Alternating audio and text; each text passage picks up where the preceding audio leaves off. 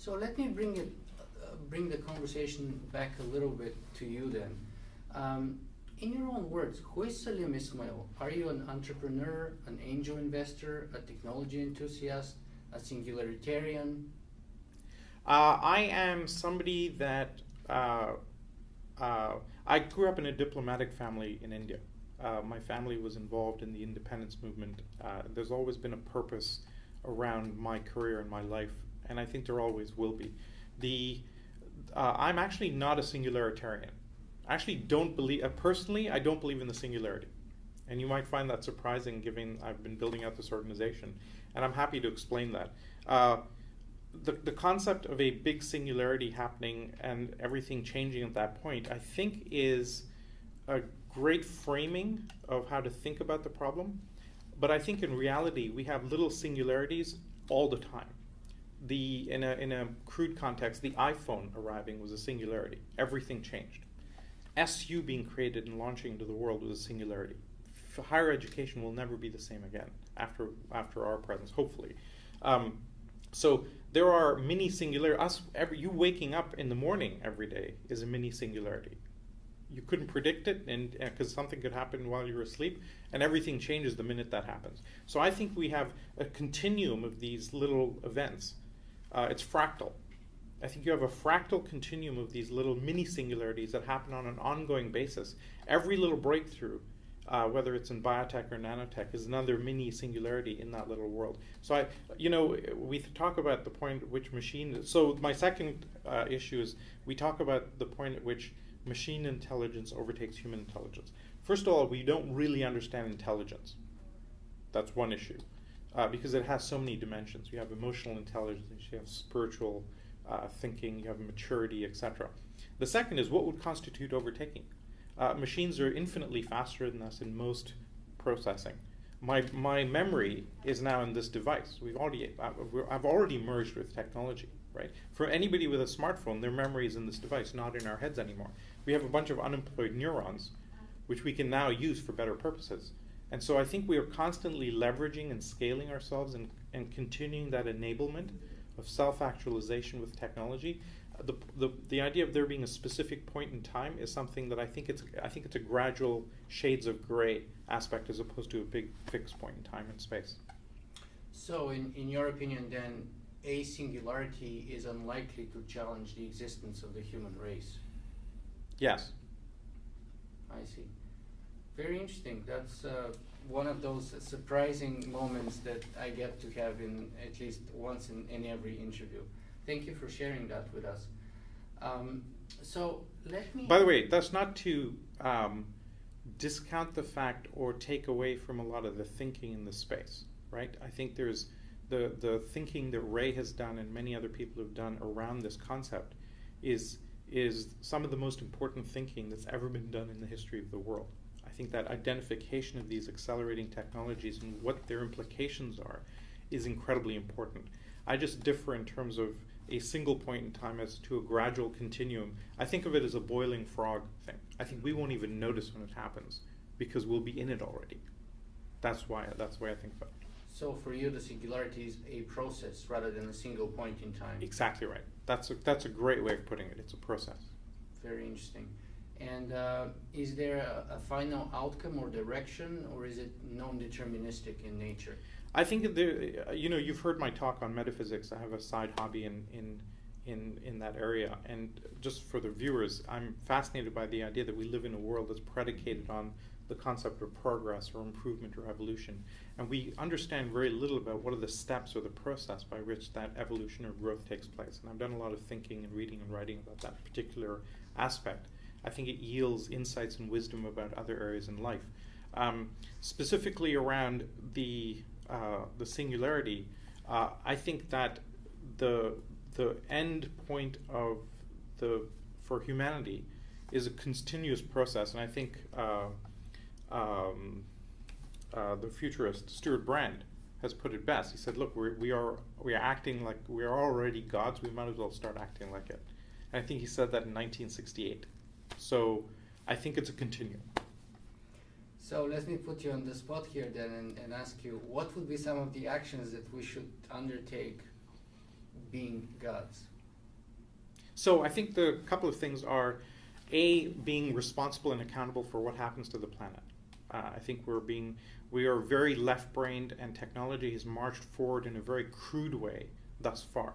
We need to be much more balanced and nuanced about how we use technology going forward. Sustainable is I think, a bad word to use for it. I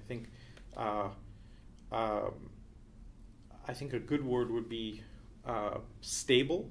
I think a good word would be just generally. I think in terms of how we use technology, we have to be a lot more careful about how we leverage these, especially as we're entering a world where technologies have exponential outcomes, right? And we don't understand those outcomes, and the irresponsible deployment of some of these technologies will be very, very harmful to the planet and perhaps life-threatening. Connecting your point with your talk on metaphysics, which, by the way, for our viewers, I have to say was one of the most popular lectures here at Singularity University, or conversations at Singularity University, I should call it. Am I correct to understand that your mindset is that we have godlike ability to undertake and address problems and resolve them? Is that the sense that you are saying that we're godlike? That there's, in a sense that Peter Diamandis, for example, says that there's no problem that's big enough for us to not be able to resolve. Agree, totally agree with that. That's why we're here, right? We want to take these technologies and create a very, very big impact. And I think more importantly, we're certainly godlike enough to create the problems.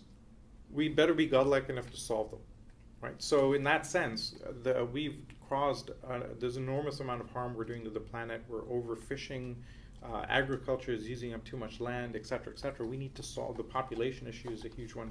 So we need to solve these. And the technology is arguably the only clear way in which civilization has ever progressed, right? Ray says this all the time. I challenge anyone to pick another realm in which civilization has progressed in a huge way except via technology. So let's think about how we use technology to apply that to some of the problems. And instead of using it to create problems inadvertently, let's use it to solve it. And we've started doing that. The ozone layer was an example, and the world got together and solved that problem, or at least it's on its way to being solved.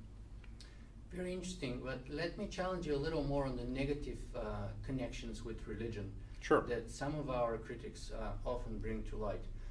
For example, the singularity is near has a very biblical connotation or sounding to it. Yeah. One of the more notable critics, Jaron Lanier, for example, refers to the singularity movement in general as the Church of Robotics. He says that the singularity is a religion for geeks. Right. What do you respond to those kinds of criticisms? Right. So I've said already that I actually personally don't believe in the singularity. However, those types of comments are bullshit.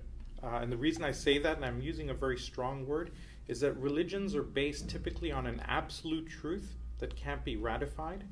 And then you use repetition and ritual to embed that absolute truth into the minds of followers who submit to an authority figure. That's typically the view on religion. There is validity in it to this extent. There are a set of people who want to believe in something, and technology is a pretty good thing to believe in. And so they latch onto it and they relate to it in that sense. And so to that extent, Jaron and some of the other folks are accurate. However, the general principle of leveraging technology and trying to understand where it's going, because it's going there anyway, is, I think, and painting this as a religion, I think, is irresponsible. So let me push you a little further on that Sure. point then. One of the reasons why this criticism is often brought forward is the fact that Ray Kurzweil and Peter Diamandis often say that they believe they would live forever. Right. They believe we're at the edge of accomplishing what Aubrey de Grey calls longevity escape velocity. Right. That is the moment when we will be able to extend our lives almost indefinitely. Right. How do you feel about that idea? Do you accept that idea? I think there's a lot more. I don't fully believe it. I think we will achieve it. I'm not sure we'll achieve it in the short timescales that people think. I've done a fair bit of thinking and research into neuroscience, and I think the brain is hugely more complicated than we believe, right? We have 100 billion neurons, each of which is a supercomputer that rewrites its own microcode on the fly. It's not a set of binary bits that flip on or off in some deterministic way. It's adapting on a real-time, constant basis.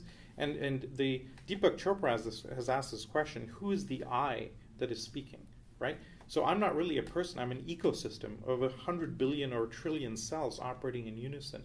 So this concept of who we are and what is life is kind of, I find it an irrelevant question almost, because I think life is a force that just continues to roll forward. And you could call that God, you could call that evolution, you could call that the universe, you could call it whatever you want. In terms of the living forever part, it's a very provocative statement to say we will live forever, right? The problem with challenging it is that Ray is often correct in what he's said in the past. So when you look at the track record of this extraordinary brain and the ability to predict forward what's happened, very much more often right than wrong, it's worth considering. And what we think about is not that we should get there, or that's our objective and we want to live forever, or whatever the case is, but the fact that it's likely to happen and we need to consider the implications. And so at SU specifically, we think carefully about what are the implications if that does happen. And it looks pretty likely that it is. 3D organ printing, we figured out how to reverse the telomeres and reverse the aging process. We found jellyfish that are essentially immortal. So there is precedence for this. As we figure out technology that solve this, it's just because we're so used to the cycle of life and death, we are, as a civilization, it's hard to believe that could end. I think Ray is one of those people that is able to transcend the traditional limitations that most people have in their thought processes and can project forward. And so what are the societal implications if one class of people is living forget forever, but just for a very, very long time? So I think we need to consider the implications. I personally think it's going to take longer than that. But the implications of it and the societal and the problems that come out of that, overpopulation, healthcare for the elderly, etc., are things that we need to take very seriously. And one of the unique aspects about SU, which is one of the things that gets me very excited, is we actually think about these problems long before they happen. And it's unique in history that as an institution is able to take this kind of action and think about this and actually have a shot at addressing them in a unique way that we've never had before in history.